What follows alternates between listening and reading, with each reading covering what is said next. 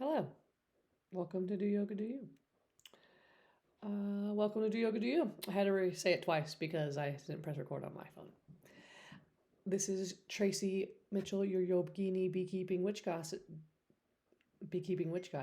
Welcome to the show. How are you doing as a human? This is your time for a human check-in. Take a deep breath. If you're not driving your car, put one hand on your stomach, one on your chest, and do another deep diaphragmatic breath. The figure 8 breathing, that's what I like to call you. Inhale.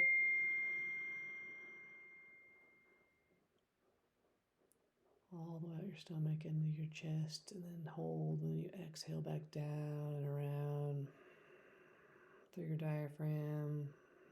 And you pull that stomach back in.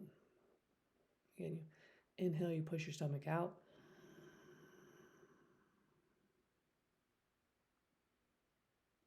And you exhale back down. You pull that stomach, and then the exhale, you're pushing that figure 8 bottom part out. It comes back around into your upper chest. And you exhale it back down.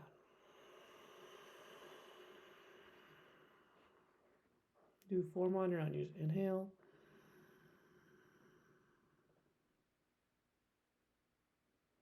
And exhale.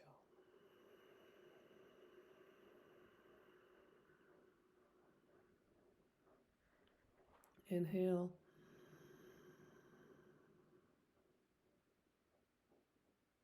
Exhale.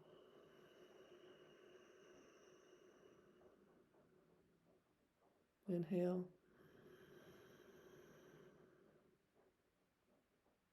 And exhale that 8th time out.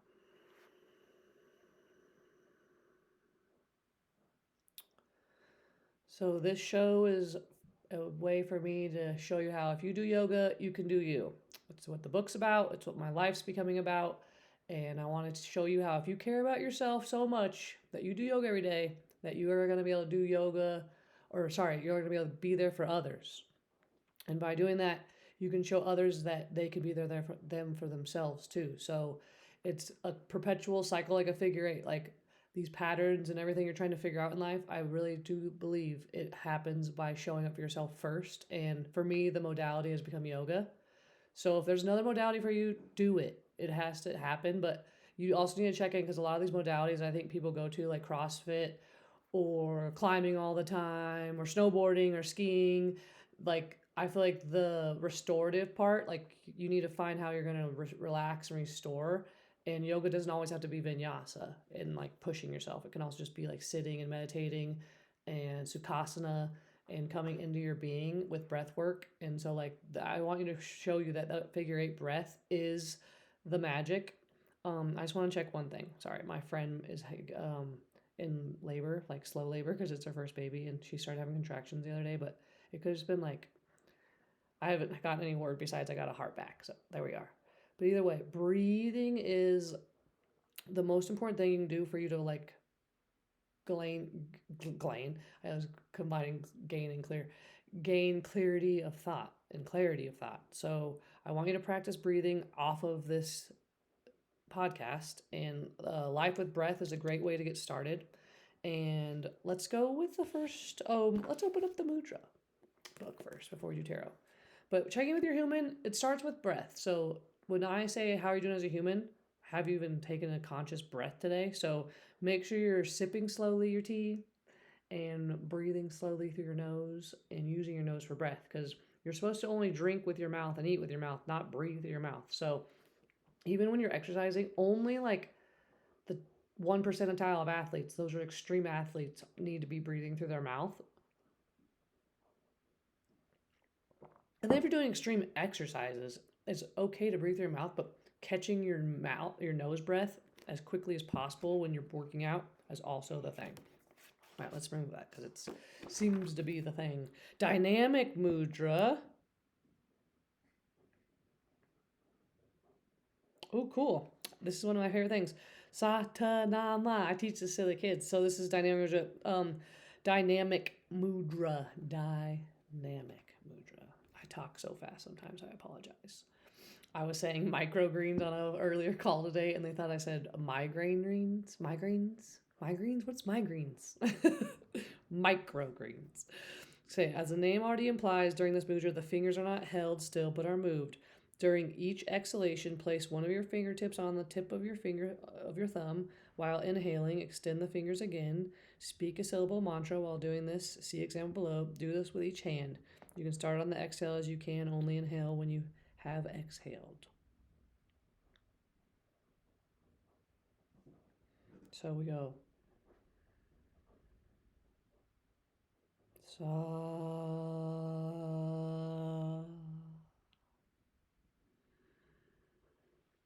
Ta.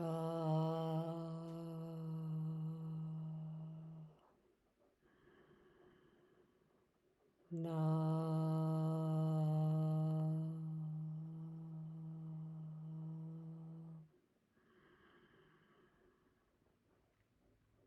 Ma.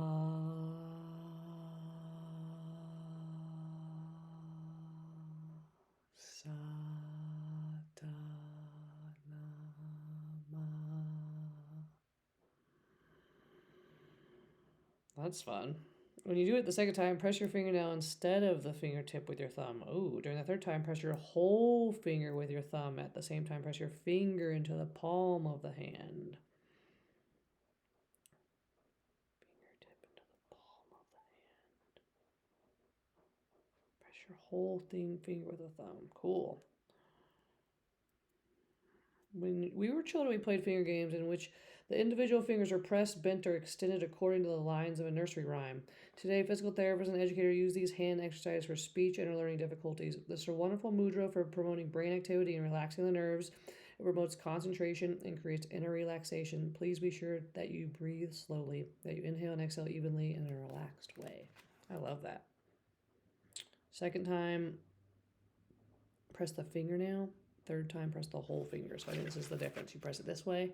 So for people listening, you press the thumb, like first part of your fingers together, and then turn over your thumb and press your fingernail into it, or press your fingernail instead of your fingertip into your thumb. So the top of your index finger would be pushing into the cushy part of your thumb, and then turn your finger over and like push the second bone into your thumb, and it'll be like reaching the palm. It's kind of hard to do with your index finger, but everything else will be reaching your palm. Cool. I like that I got reminded of that today. Satanama. And we could look up the Sa, because it's Ramadasa. Sa is earth. Sa is infinity. So Satanama. I'm trying to figure it out backwards. Let's look it up. Let's see here. Satanama in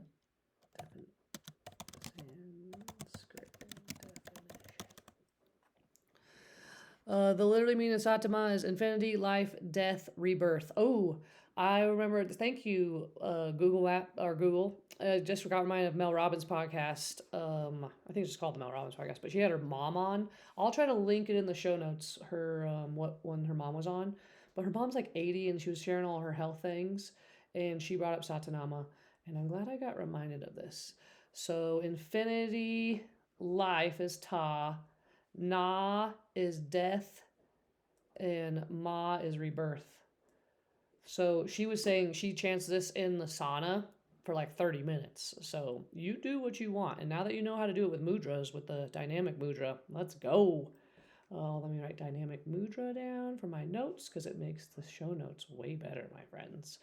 All right, it's just me and myself right now doing this podcast. Hopefully, eventually, I come up with a cool team that can help me. Because an assistant, if you're listening, please message me, Traci at doyoga.com. Anyone listening, I'd love feedback, comments. Please leave a review because I don't know if anyone's even listening. I mean, the analytics show that no one's really listening besides like maybe 5 people. So if you are one of those 5 listeners, from the bottom of my heart, I really do appreciate you tuning in and trying to take my wisdom. So right now, we're asking the Animal Spirit Guidebook what we need to know. And I always just shuffle it 3 times, ask the animal guides what we need to know, and I hold it at my heart and take a deep breath in. Let it out. And what do we need to know as a community? I split the deck. And we are gazelles, baby! Woohoo! Who is like a gazelle? Fire sign? triangle pointing up. And the Gazelle, for me, when I'm looking at this, like it's energy, but the Gazelle waits for the opportune moment, and it's always aware of its surroundings, and sometimes it's calibrating. And so when you need to sit still, just look around and not think you have to act all the time. But we'll pull it up here in a second. I'm taking another sip of this delicious Gemini tea from Potion House. So please tune in. Traci at doyogadou.com is my email. So if you want to be my assistant and help me load up this shit and make this shit pop off, I'd appreciate you reaching out to me and maybe we can work together. Maybe we can do some trades as we get started. But once I have money to pay you, I do have money to pay you, but I can barely pay myself with my current income. So the money's on the way. I've been going on my walks. I cross the creek a lot. It's like running by me the whole time too. So I just need to keep flowing with that energy. But water's abundant, and so is money. Money's a construct, and water is real. So when you can treat those water like money, or money like water is better, then you will become more connected with the spirit and energy that is money. So Gazelle, heightened awareness and ability, vulnerable. The Gazelle represents supreme grace. With every move, this awe-inspiring beauty amidst sophistication and elegance. Gazelle personalities are often hyper-aware of their surroundings, bordering on hypervigilant. And this can inhibit them from enjoying the beauty they've spent so much effort cultivating. No more worrying about all those predators out there in the wild. When this card appears, it's time to get back to the present moment. Sit down, find your breath, and acknowledge the bounty that surrounds you. Let it nourish your gentle spirit. When in balance, graceful, perceptive, and artistic. When out of balance, food allergies, insomnia, and a racing mind. To bring into balance, yin yoga, a cozy home, and good food. Ooh, I'm in. Tonight I'm actually going to make a delicious like sausage, cabbage, sauerkraut, like cooked down on the stove with some bacon fat, and some bacon's going to be cooking in the oven. And it was in the Full Moon Feast recipe, and that book is published in 2006, but full of goodness in that book. So Full Moon Feast, Gazelle. These notes are going to be so good. All right, friends. So tarot's easy. You get a deck. I highly suggest start with this Animal Spirit Guidebook if you don't have a tarot deck, just to like not feel so pressured with knowing all the things about tarot to start. But get the original deck first, which we're going to go to next. Thank you, Gazelle. Oh, we'll leave it out. Get a nice little picture at the end. So let me shuffle this 3 times for us. So, like, excuse all my so's. I was on my Hive call today, and one of the questions was, what do you need to, like, provide for yourself during the winter months and, like, working with the seasons? And as we approach solstice on Saturday, I want you to think about your intentions for 2025 and, like, not just the things, your goals, but your needs. Because, like, they can be the same, but, like, your needs can be in your goals, but, like, you need to make sure you're meeting your needs so then, like, it'll make it easier to reach your goals. And the whole point of it was rest. So it's like, just take time, because the rest, actually, they were saying, like, they'll take a rest and money shows up. So, like, interesting how when water even freezes in the winter, like, what happens after? It starts to flow. So just take time right now. You need to celebrate your wins as well as your failures and what you learned. Celebrate them. Don't be upset about them. How can you grow from what you when you fail? And Wise and Mighty Tarot, what do we need to know today? What does the Do Yoga Do community need to know? How can you guide us into solstice and our beautiful Tuesday day? Because remember, you only have the day. So treating yourself with care on that day may lead to better things the next day.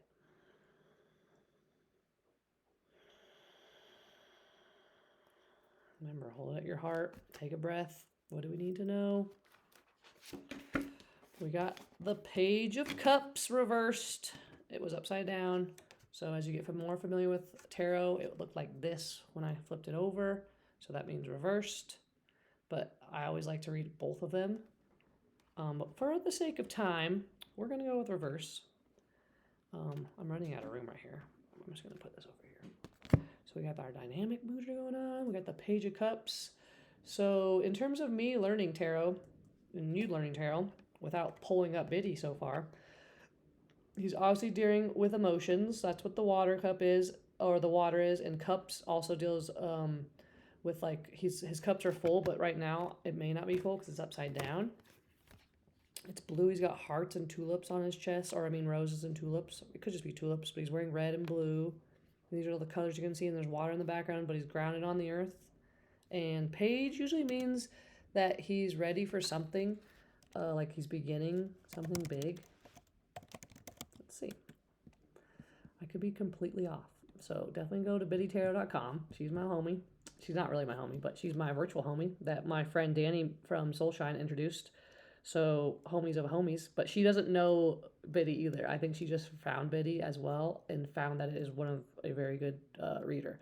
Sorry, I wasn't writing in Page of Cups. So Page of Cups, upright means creative opportunities, intuitive message, curiosity, possibility. Reversed means new ideas, doubting intuition, creative blocks, emotional immaturity. The Page of Cups wears a blue tunic with a floral print and a beret on his head with a long flowing scarf. He stands on the shore with the wavy sea behind him, holding a cup in his right hand. Surprisingly, a fish pops its head out of the cup and looks at the young man. The fish in the sea behind him represent the element of water and all the things to do with creative intuition, feelings, and emotion.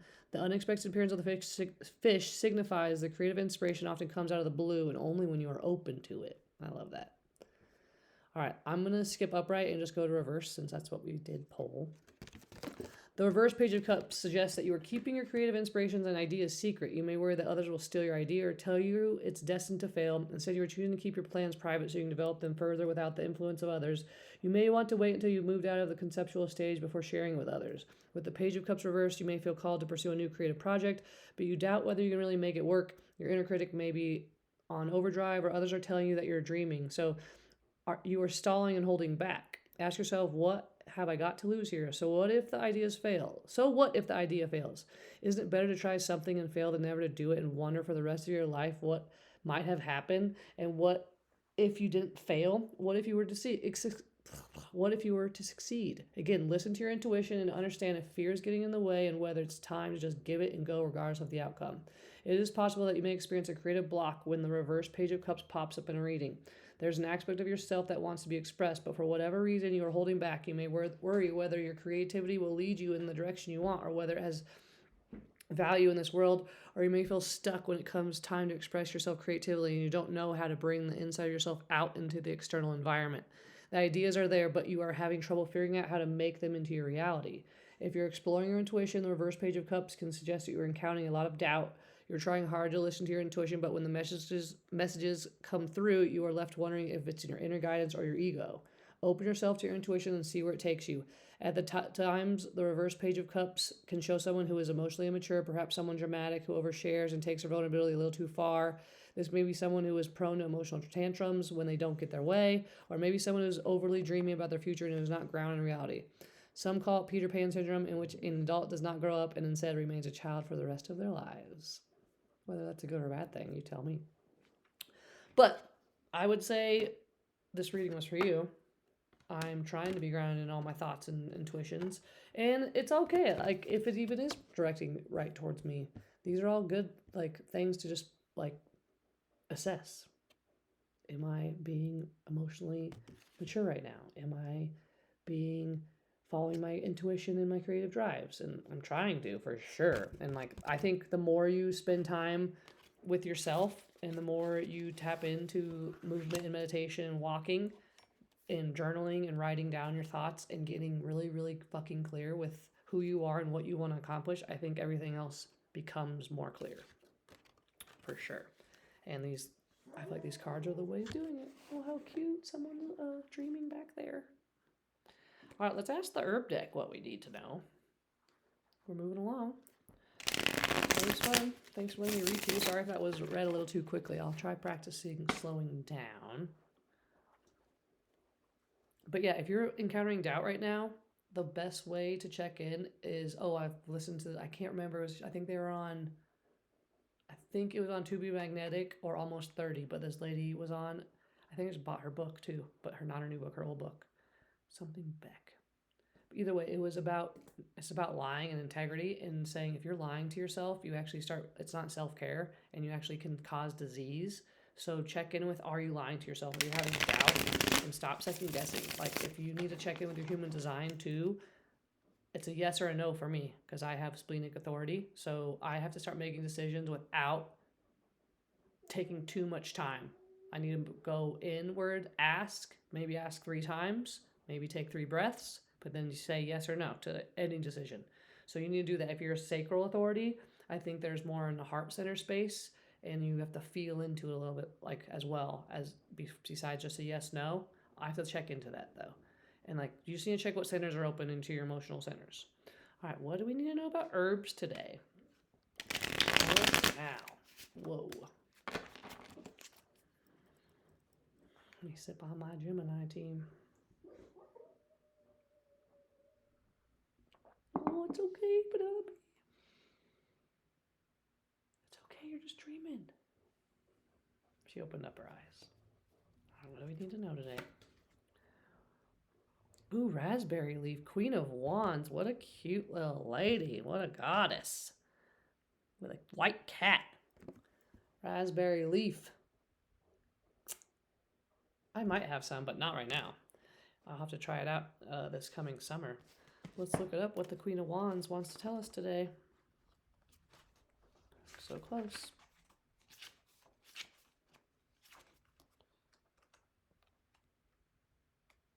I love this herb deck. I highly recommend get the Spirit of the Herbs.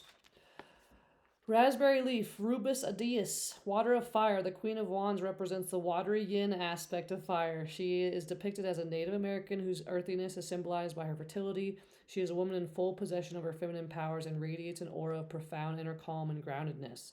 The Queen may have a tendency to allow herself to become inundated and overwhelmed with practical matters. She can find deeper satisfaction and rewards if she remembers to cultivate and maintain her innate feminine intuition. Her innate feminine intuitive powers. She may also need to make more time for shared intimacy and for allowing the inner child to emerge in a playful way. Spiritual properties. Raspberry leaf helps one tune into the child within and allows natural enthusiasm for life to be manifested. It will soften the heart and allow for great receptivity and intuition. Medicinal properties. The raspberry has many uses that are considered beneficial to women. The fruit is used as a blood tonic and helps nourish the female reproductive system. The leaves are traditionally used to regulate menses and to prepare the womb for childbirth. In Western herbalism, raspberry leaf tea is universally used either alone or in combination with other herbs in formulas for women. Further having a cool energy, it can also be generally used for by all for the treatment of simple acute conditions such as colds and flu.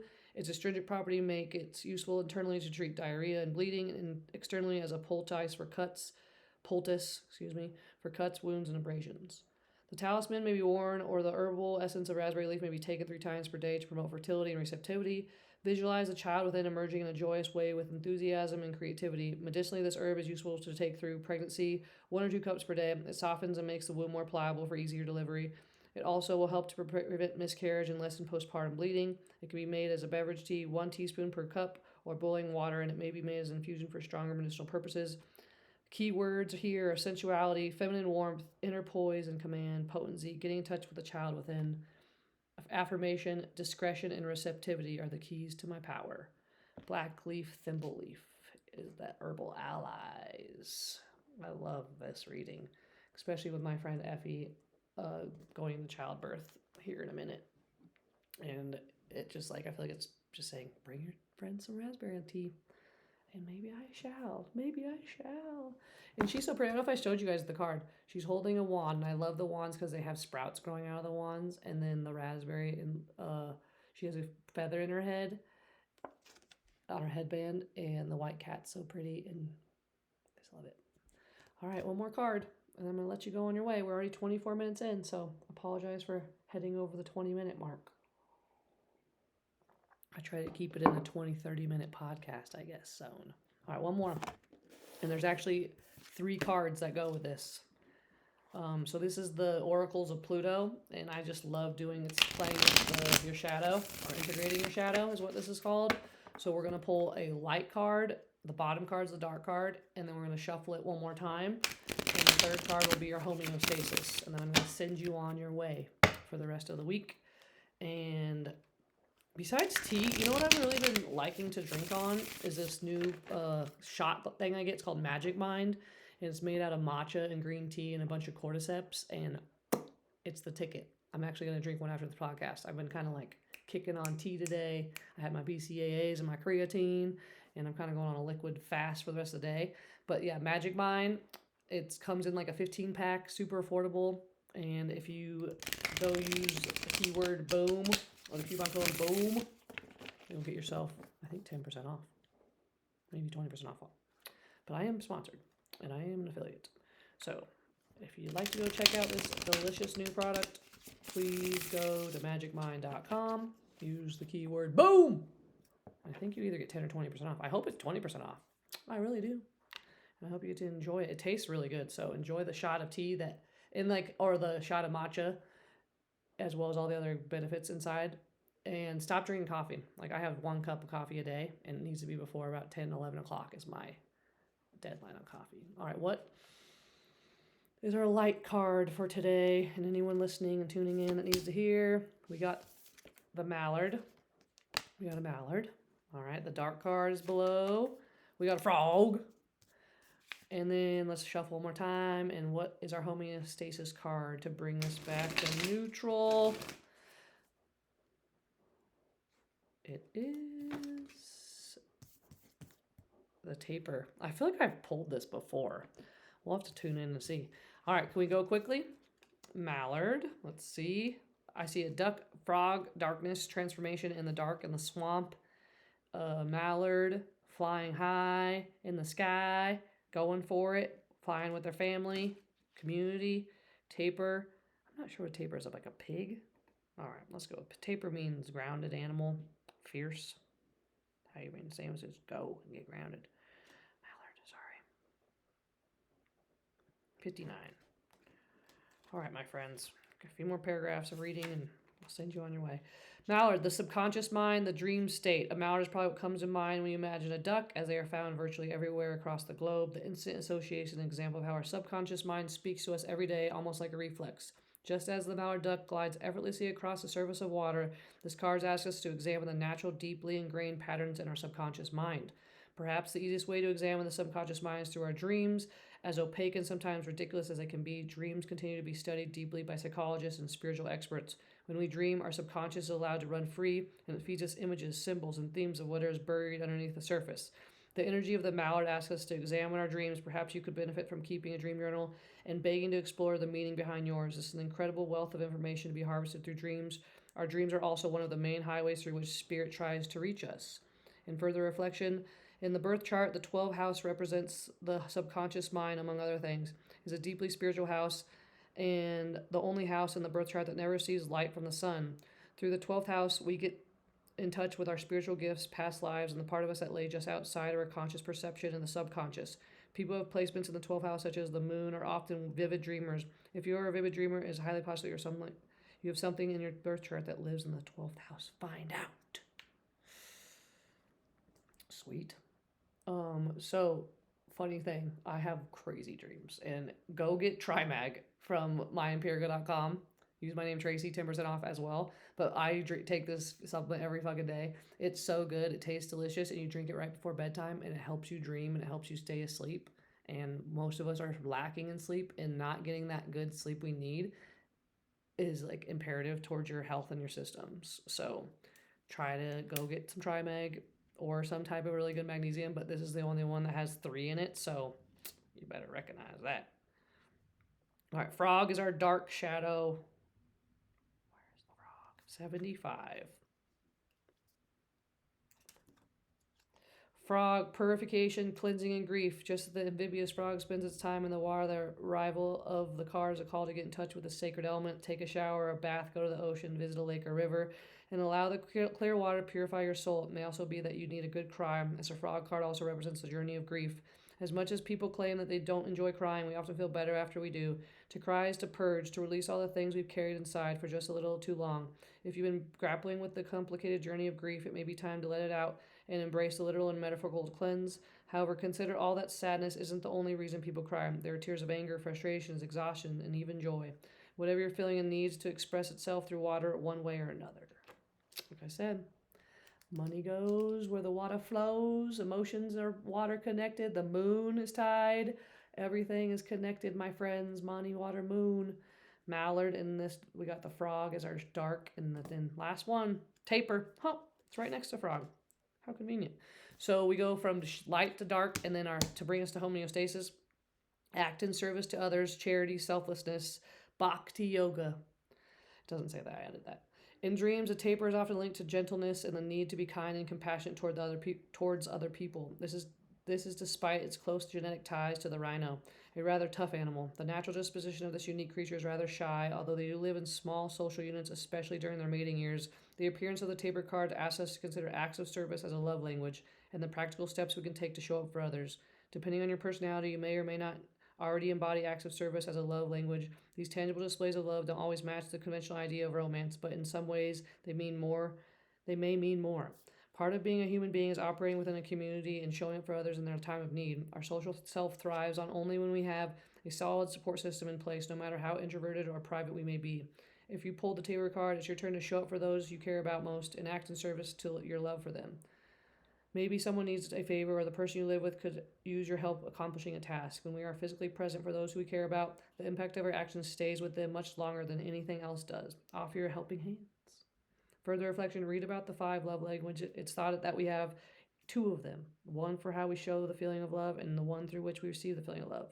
Where do acts of service fall on that list of you? Why? What could you stand to gain through giving without expectations? The answer may surprise you. Mine's for sure, I like doing things for other people. And I like cooking for other people. I found that out recently. And I think my love language is when others do things for me too. I like when my husband does things I know I could probably do them, but I like when he does them for me. Like hang a coat hook. Simple tasks. Take me to get my oil change, or do the oil change for me, or wash my car for me. I can wash my car, but little things like that. So little acts of service. I think most people like having something done for them. So see how you can help a friend or family member out today. That's what this whole podcast is honestly about. Do yoga, do you. Teaching others how to care about themselves so you can care about others, your mom, your dad, your lover, your friends, your community. So I think the first step of it all. Oh, did you want to see your shadows? So we got the Mallard, Froggy, Tapir. And then we had our Gazelle. We got a Page of Cups. We got our Queen of Wands. We got the dynamic Mudra Satanama. Man, I'm feeling good. I hope you are too. And I think in closing, please go check out Magic Mind and get those shots if you're feeling like you can't get clarity and it's maybe something in your gut. It's always our body, our diet, our movement, everything's related. So check what you're eating, get the good shit, whether it's the Magic Mind that's new to your diet, or you need some new Trimeg, or you need a new protein, detox protein. My Empirica got that. MagicMind.com got that. Boom. And then we got everything that I think is important is honestly fresh water too. So make sure you're drinking really fucking good water and having a nice clean bowl. Don't drink out of plastic anymore. Stop that shit. And bing bada boom. I always like to say go clean your room, because if you treat everything like your home, like your body's your home, your vessel, and then outwardly, how I need, like as I'm looking, I need to clean up my kitchen, but like check in with yourself, because when you declutter your life and you declutter your health with breath and movement, then you can start seeing outwardly what needs to be done. So it all is an expansion and contraction of everything. All right, ta-ta for now. Pieces and love, and see you next time. Thank you for tuning in. Bye-bye. Sorry, it takes me a second to turn off this part. Where did it go?